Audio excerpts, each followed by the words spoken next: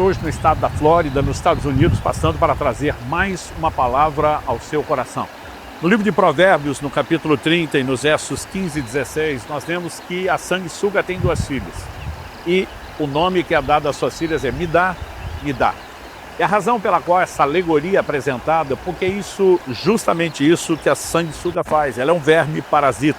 E parasitas são organismos que vivem em associação, com outros dos quais eles vão retirar meios para a sua sobrevivência, normalmente prejudicando o organismo hospedeiro, num processo conhecido por parasitismo.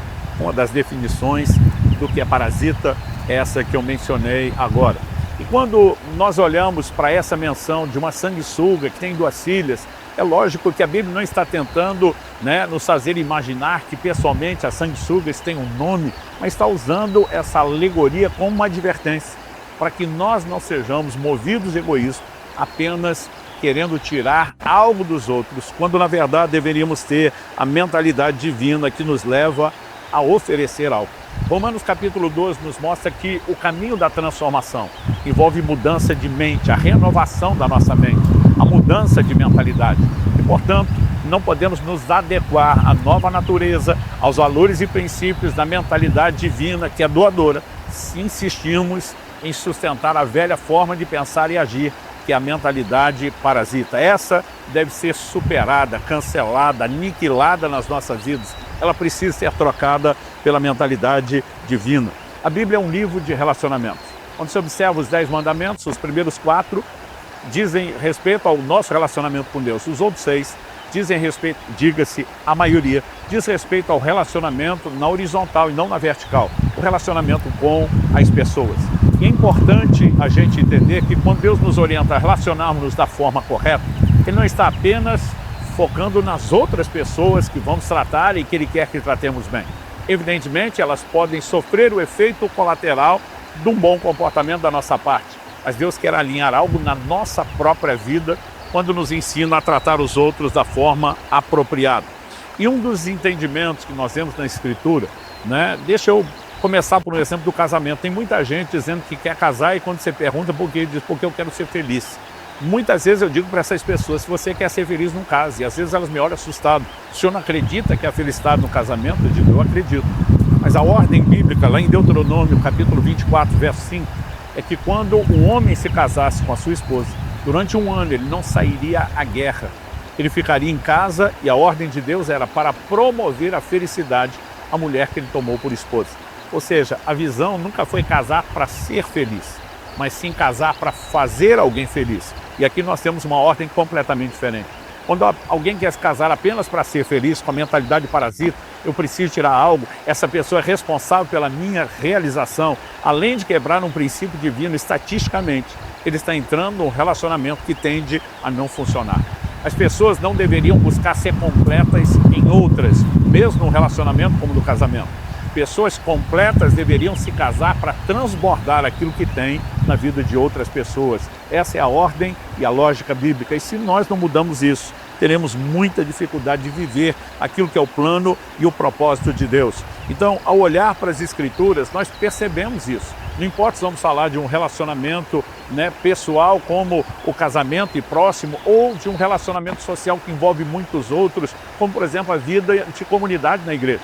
Em 1 Coríntios 14, 26, o apóstolo Paulo diz, quando vos reunis, cada um de vós tem salmo, tem doutrina, tem revelação, tem línguas, tem interpretação e diz, faça-se tudo para edificação.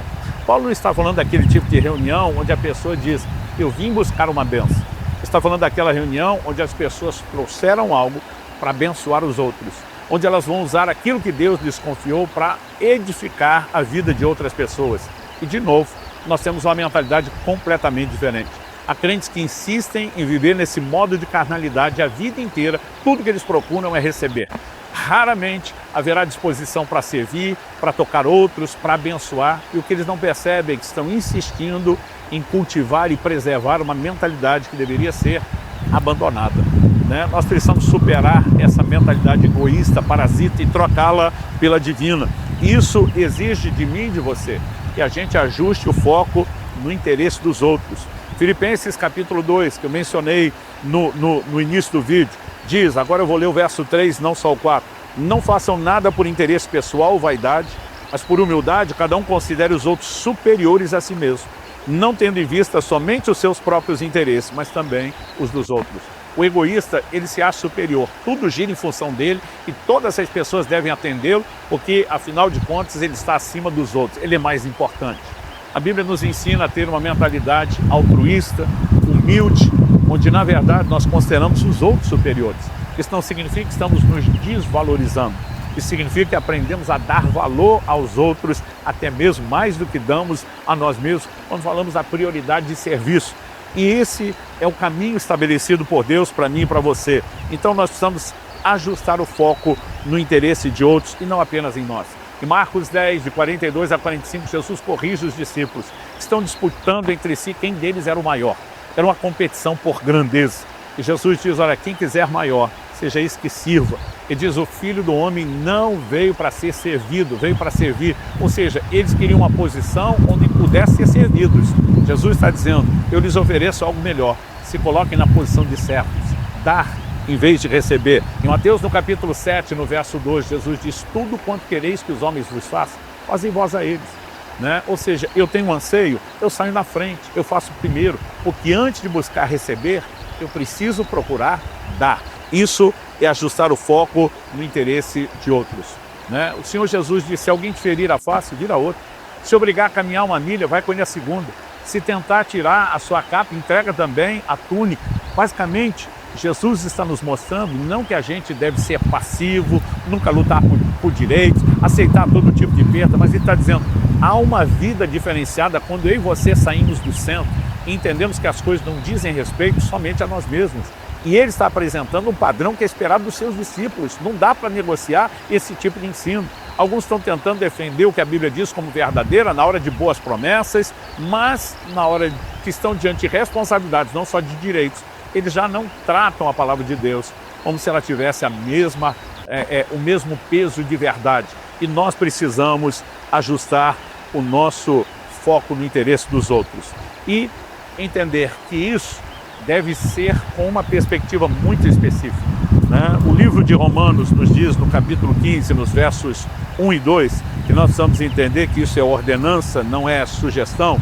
A Bíblia diz, ora, nós que somos fortes na fé, temos de suportar as debilidades dos fracos e não agradar a nós mesmos. No verso seguinte, o 2, ele diz, portanto, cada um de nós agrade ao próximo no que é bom para edificação.